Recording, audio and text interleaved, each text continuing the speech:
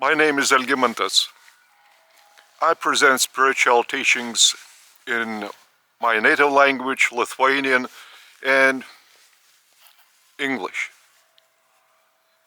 My native language, by the way, is the closest among all Indo-European languages to Sanskrit, the old Indian language.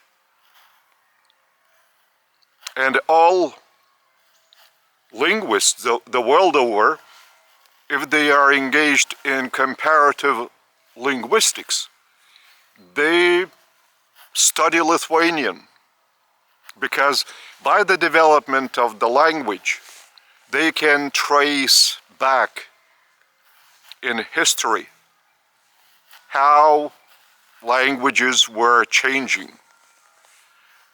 So I present my spiritual teachings in my native language, Lithuanian, at our living temple, named after Creator, the Paradise Trinity, I Am. Meanwhile,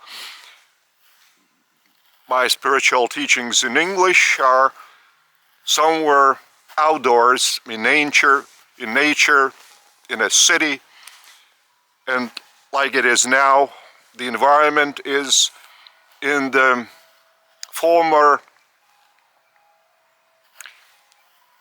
estate. The major mansion of this estate looks like a red castle behind me. I'll show you some of the other buildings of this estate. It's been restored and functioning as a museum, and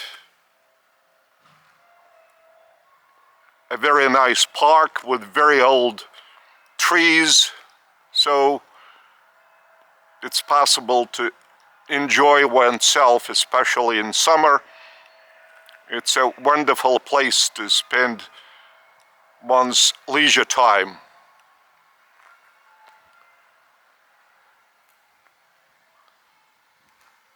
That's nice, very quiet. The tourist season is over, so we can quietly present our spiritual teaching. Today I decided just to speak out about corruption. Well, it's a natural question. What does it have to do with the spiritual teaching, corruption? The most direct link, because in a spiritually minded society, there shall never be any episode of corruption. When man's mind is spiritualized, that is, spiritually enlightened and elevated, it's not seeking any preference to himself or herself, to the personality that is using this spiritualized, enlightened mind. Because this is the mind of Creator bestowed upon our personality. Now this side of our higher mind, spiritual, divine mind, is asleep. It's not be waked up yet. That's why all humans are employing the lower side of their mind, the so-called material mind, even though mind is not material, it's abstract, but it's being operated within this material body through the operation of our material brain in our head. So this material mind has the animal origin, not divine, but animal origin. That's why animals as such, including beasts, they struggle for their survival at the expense of the weaker. The stronger preserves its life against the weaker form. But we are at the very top of the evolutionary life ladder on our planet. We are human beings, therefore we have a spiritual gift from Creator Himself, our spiritual personality, which is indwelling this material outer form that humans usually call a human body. And by the human body, they make their judgment upon any person. Well, once they see a person walking in an erect stature, having two legs, one head, two hands, they consider it's a man. No, it's not yet true. Man is an enlightened, spiritualized mind controlling this body form, material body form. This is the man. Spiritual personality, according to Creator's evolutionary plan, has this first or initial material form to operate on this initial planet, inhabited by two opposite sexes, feminine and masculine. But once one's mind is enlightened, spiritualized, so this body is meant for doing good deeds for the benefit of all, for the benefit of the whole of humanity on this planet, and even the whole of creation. All what is in space, there are plenty of planets inhabited by humans, similar to us, different from us. There are humans possessing two semicircular brain like us. There are one semicircular brain possessed by some humans. There are three circular brain possessed by a higher spiritual level humans. And this is truly like the lowest form of personality inhabiting a material body. Once we pass away from this planet, after our body runs out of the living energy which is being supplied by Creator, not by vegetables, fruits, or grains, by Creator.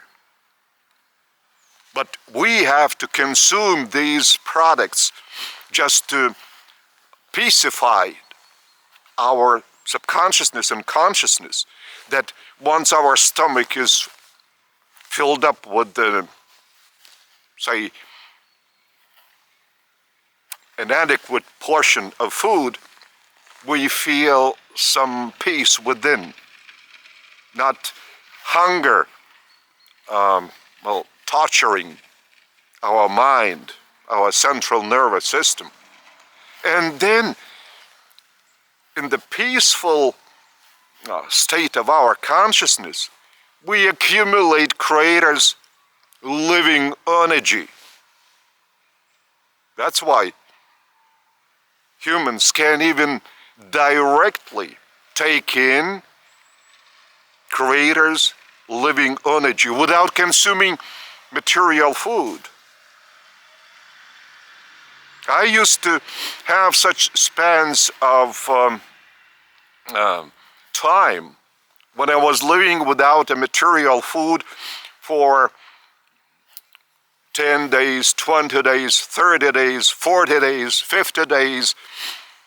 I was alternating between using my material food for some 2 weeks, and then for 4 weeks I could stay without a material food. So I was doing it for some couple of years. And once I was told by Creator himself, because I received teachings from Creator, published books of Creator's teachings, so I was told by Creator, you should start again using a material food, because others would also consider that they should abstain from the material food to be on the living path, to be on Creator's evolutionary path meant for the whole of creation, including our planet. And by this they would be scared even to embark upon the living path. So that's why now you should again use the material food for the sake of others, just not to scare them. And I had one period of abstaining from material food, including even plain water, for 16 days, without a single drop of water and without a single piece of material food. And I was taking in Creator's energy from his energy circuit. That's it. So the form is material, but the true and eternal dweller of this form is a spiritual personality. And keep in mind, spiritual personality. And it is an eternal gift by Creator to us mortals. But we are not this material body. So that's why when you see, well, human walking next to you, you cannot say if it is man. It might not be man. It might be a savage. If he's using his mind of the material origin, of the animal origin, so he will be corrupted. His way of thinking shall be corrupted. What is corrupted?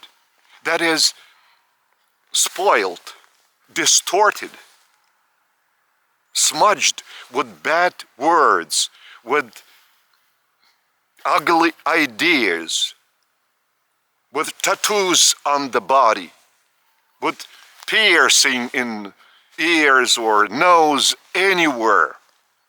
This is corruption. Corruption of one's mind. And the corrupted mind cannot be pure, innocent, and full of desire to devote one's life to Creator, to the benefit of the whole of humanity, and even, as I mentioned before, to the whole of creation.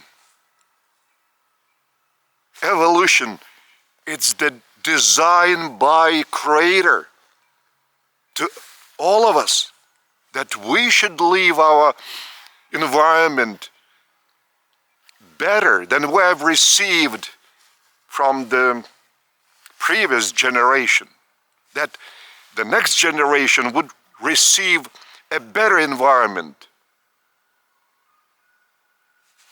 So this is the task for every generation.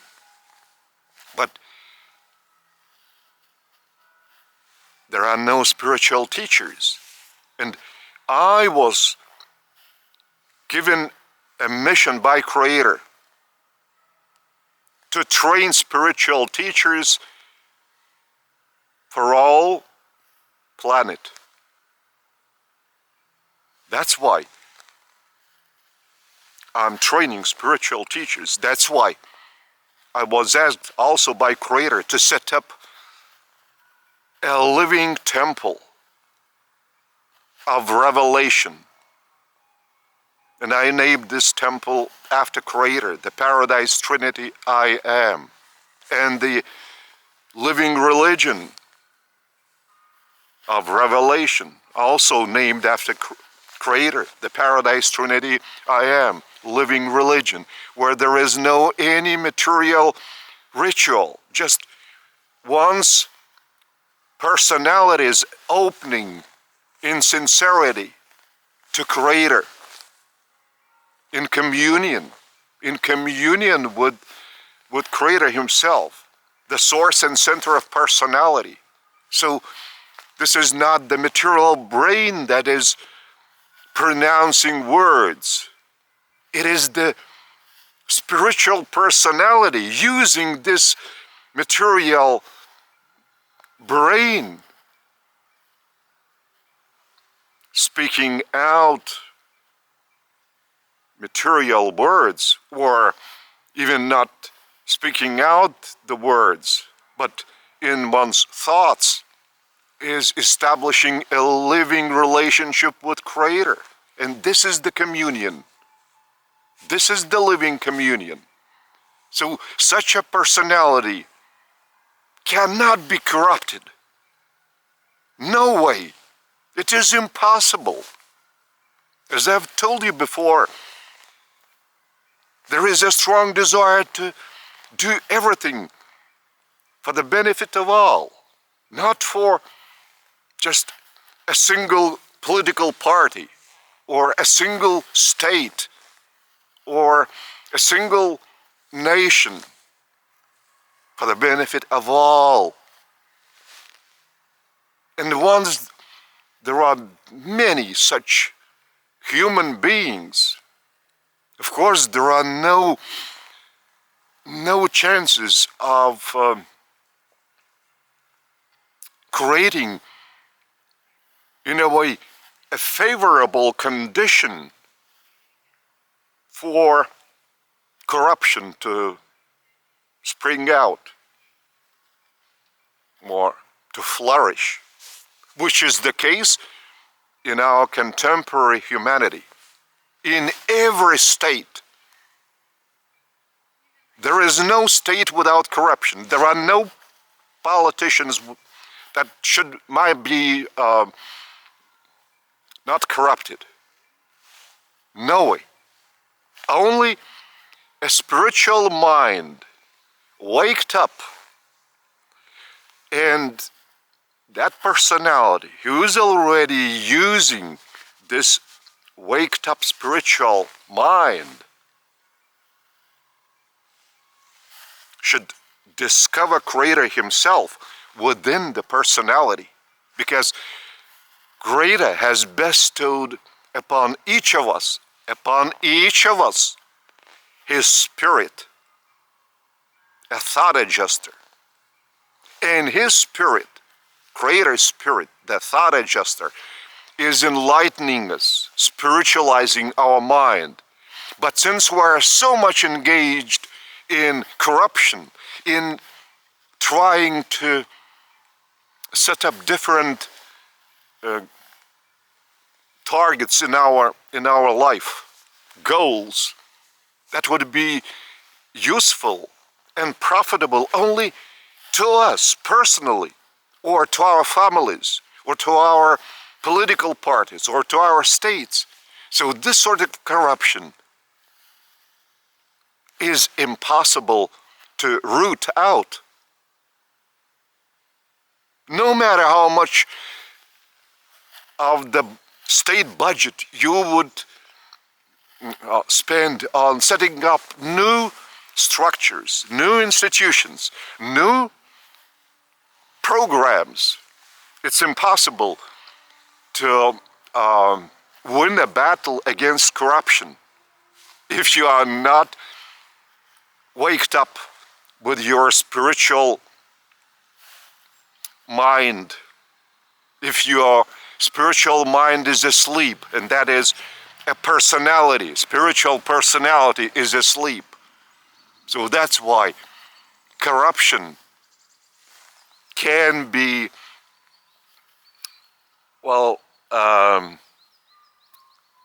can be fighted only one way, through spiritualization or spiritualizing one's mind. The only way. And that's why Creator has conferred on me such a mission to train spiritual teachers, that they would enlighten other people from different nations. So far, I'm in Lithuania. There are no humans on our planet who would desire to become spiritual teachers in other states.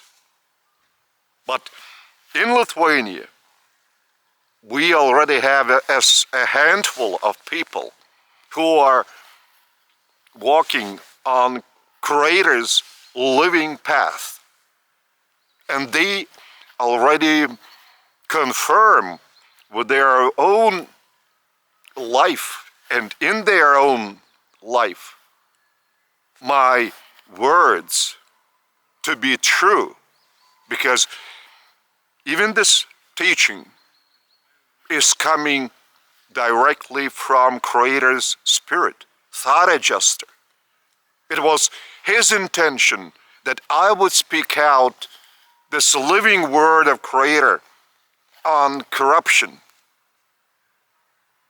I do not have any specific program or schedule that I would speak on one or another subject. It's coming into my mind, every assertion, every word, without any preparation in advance. It's being generated, the energy impulses, at the very process of speaking out this or that word. The vibrations are being turned into the material words, being pronounced by my material vocal cords. But all this is being regulated by me. By me as a spiritual personality, as Creator's ambassador to this world, and apostle of Jesus and his partner, Creator daughter, Nebuchadnezzar. So that's why my words are very significant to each of you, even to those who do not listen to my teachings.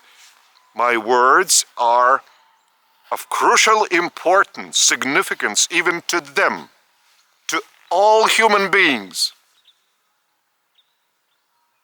And it is impossible to change anything, either in economy, in politics, in family life, in education, in medicine, if they do not listen to what I'm telling right now, you, because I'm saying the words, living words of Creator. It's like a loudspeaker that you would be able to hear them. So that's why all wars shall vanish if my teachings are listened and heard. But the ones spiritual hearing and mind, understanding. This is the only way to create a better environment for the next generation. Mind my words, because I know what I speak of. I do know. My words are true because they are the reflection of Creator's truth and even of Creator Himself. I embrace you in my spiritual embrace.